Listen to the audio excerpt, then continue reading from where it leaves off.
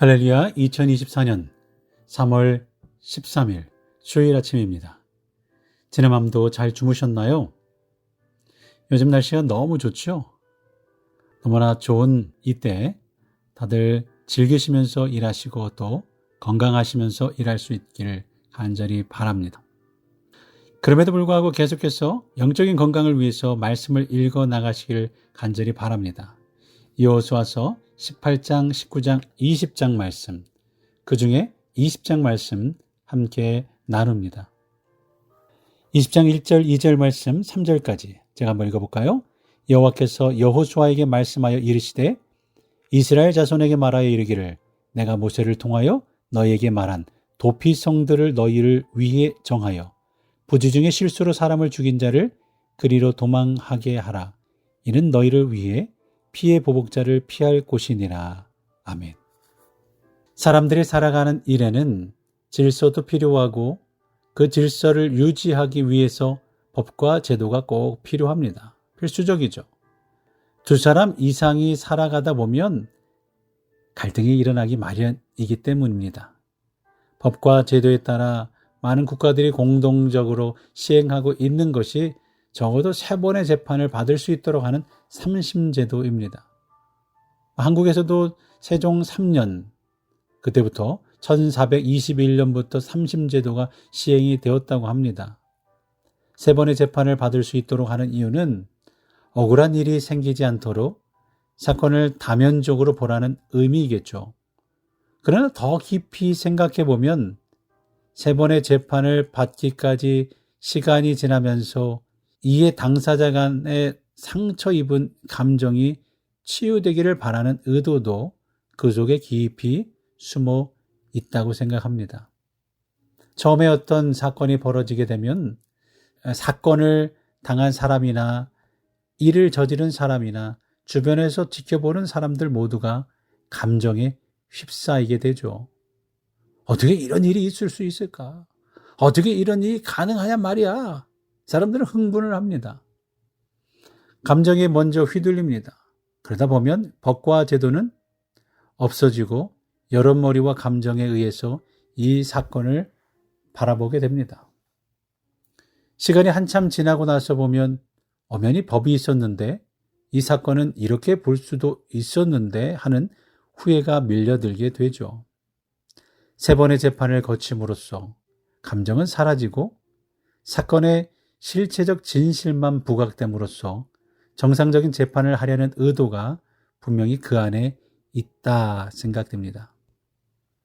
오늘은 이스라엘 백성들이 정착 생활을 하면서 생길 수 있는 일 가운데 가장 무서운 살인 사건을 다루는 이야기입니다. 물론 이스라엘 백성들이 공동체를 이루고 살면서 살인은 종종 일어나는 일입니다. 사람의 본성이 어때요? 원래 악하기 때문이죠. 그런데 의도적인 살인이 아닌 부지 중에 일어난 살인 사건에 대해 하나님은 예외적 조항을 두고 계시는 거죠. 읽었던 2절, 3절 이스라엘 자손에게 말하여 이르기를 내가 모세를 통하여 너희에게 말한 도피성들을 너희를 위해 정하여 부지 중에 실수로 사람을 죽인 자를 그리로 도망하게 하라. 이는 너희를 위해 피해 보복자를 피할 곳이니라.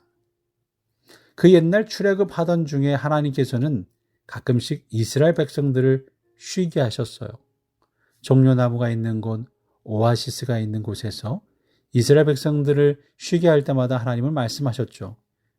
너희들이 가나안 땅에 들어가면 이렇게 살았으면 좋겠다. 이런 목적으로 이런 방향으로 살아라 라고 말이죠. 그 말씀 가운데 도피성 제도도 있었습니다. 도피성 제도의 핵심은 부지 중에 살인한 사람을 보호한다라는 거예요. 그러나 이것은 부지 중에 살인한 사람만 보호하는 것이 사건을 당하고 보복살이를 하려고 하는 흥분해 있는 사람도 보호하는 제도인 셈이죠. 부지 중에 살인하는 사람이 있습니다. 살인을 당한 사람의 주변 사람들은 반드시 내가 이 원수를 갚고야 말겠다는 흥분에 휩싸이게 되죠. 옛날에는 또 복수가 당연하다, 복수를 해야 된다라고 생각하기 때문에 더 그랬을 거예요. 그러다 보면 부디 중에 살인한 사람을 감정적으로 처단하려고 하는 마음이 들고 그 사람을 반드시 응징하겠다는 마음을 가지게 됩니다. 그래서 그런 피해 보복자를 피하게 할 수 있는 제도적 장치를 6군데에 마련해 주었습니다. 요단강 동편의 3곳, 요단강 서쪽의 3곳입니다. 언제까지 부지 중에 살인한 자를 보호해 주어야 합니까? 6절 말씀 볼까요? 그 살인자는 회중 앞에 서서 재판을 받기까지 또는 그 당시 대제사장이 죽기까지 그 성읍에 거주하다가 그 후에 그 살인자는 그 성읍 곧 자기가 도망하여 나온 자기 성읍, 자기 집으로 돌아갈지니라 하라 하시니라. 재판을 받기까지라고 명시되어 있습니다. 재판 절차가 열리고 하나님이 정하신 율법과 제도에 의해서 재판을 받기까지 또는 그 당시 대제사장이 죽기까지 도피성에서 피할 수 있는 시간적 여유를 주었습니다. 부지 중에 살인한 자에게는 뉘우치는 시간을 주는 것이고 죽은 사람의 주변 이웃들, 형제들, 가족들은 그들의 손에 피를 묻히지 않을 수 있는 시간적 여유를 하나님께서 허락하셨던 거죠. 사실 이렇게 재판을 받을 수 있을 때까지 시간적 여유를 허락하심으로 나중에 재판을 받을 때는 감정은 다 빠지고 하나님이 허락하신 율법과 제도에 의해서 사람을 재판하게 됩니다. 살인한 사람에게조차도, 사람을 죽인 사람에게조차도 부지정의 한 살인에 대해서는 하나님은 반드시 시간을 가지고 잘 판단하라고 우리에게 말씀하셨습니다. 그런데 우리는 감정에 휘둘려서 모든 것을 판단할 때가 너무 많이 있습니다. 내가 억울한 일을 당하게 되면 이 억울한 일을 어떻게 해결할까? 기도하고 시간을 가지는 것이 아니라 억울한 대로 그대로 갚아주려고 하는 것이 솔직히 우리의 마음이기도 하죠. 그러나 하나님은 살인한 사람조차도 재판을 받을 때까지 기다리라고 하셨고 대제사장이 죽기까지 도피성을 두어서 그들에게 피할 수 있는 시간을 주라고 하시는 거예요. 오늘 우리에게 일어나는 이 감정의 문제를 어떻게 다스려야 하는지 오늘 말씀은 우리에게 잘 가르쳐 주고 있습니다. 사탄은 우리 감정을 통해서 들어올 때가 많이 있습니다. 감정을 가라앉히고 사탄이 우리에게 틈탈 시간을 주지 않고 오히려 하나님 앞에서 한 호흡, 두 호흡 더 길게 가지면서 율법은 어떻게 말씀하고 있는지 하나님은 우리에게 이 사건을 통해서 이런 일들을 통해서 무엇을 원하는지 좀 더 냉정하게 시간을 가지는 그런 지혜가 있기를 바랍니다.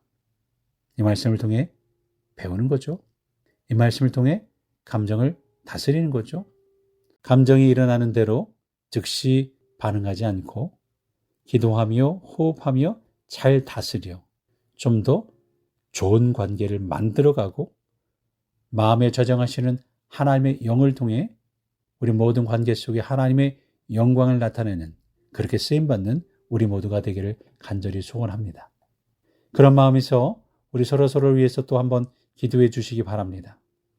감기로 고생하시는 분 우리 최기자 집사님 계속해서 기도해 주시고요. 최병호 권사님, 박선희 집사님, 박분여 집사님 두 분 눈 잘 회복되도록 더 밝은 세상을 보실 수 있도록 기도해 주시며 이제 주일날 오시는 전명선 집사님 건강 잘 회복하시고 돌아오도록 아무 탈 없도록 돌아오도록 기도해 주시며 딸네 집에 가신 김명만 집사님, 문진희 집사님도 잘 돌아오실 수 있도록 기도해 주시고 손상옥 권사님, 송공호 집사님, 김성자 집사님, 김군순 집사님, 김미애 집사님, 우리 박병호 집사님, 장하나 권사님, 정은식 집사님, 영미 윌슨 집사님, 우리 노성현 집사님 온전히 건강이 회복되도록 또 손유라, 손요셉 우리 성도님 가정을 위해 기도해 주시기를 바랍니다. 또한 세례를 준비하는 청년이 있습니다. 황지수를 위해서 지수 청년을 위해서 기도해 주시고 새로 나오신 김재우 또 다시 돌아오신 신성훈 집사님, 박혜원 집사님 가정을 위해서도 함께 기도해 주시기를 바랍니다. 이제 오실 교육 목사님 좀 더 시간이 걸릴 것 같아요. 함께 기도하며 미국으로 들어오실 수 있고 이사할 수 있도록 기도해 주시기 바랍니다. 개독되는 지금 사순절 기간입니다. 이 사순절의 의미를 깨달으며 주님의 고난에 동참하며 우리도 주의 영광을 위해 또 이 고난을 통해 주의 마음을 닮아가며 나도 주님처럼 부활의 승리를 얻겠다. 오늘도 다짐하고 또 묵상하며 주님 쫓아가는 귀한 시간 되기를 바랍니다. 우리 서로 기도하며 이 하루도 출발하겠습니다.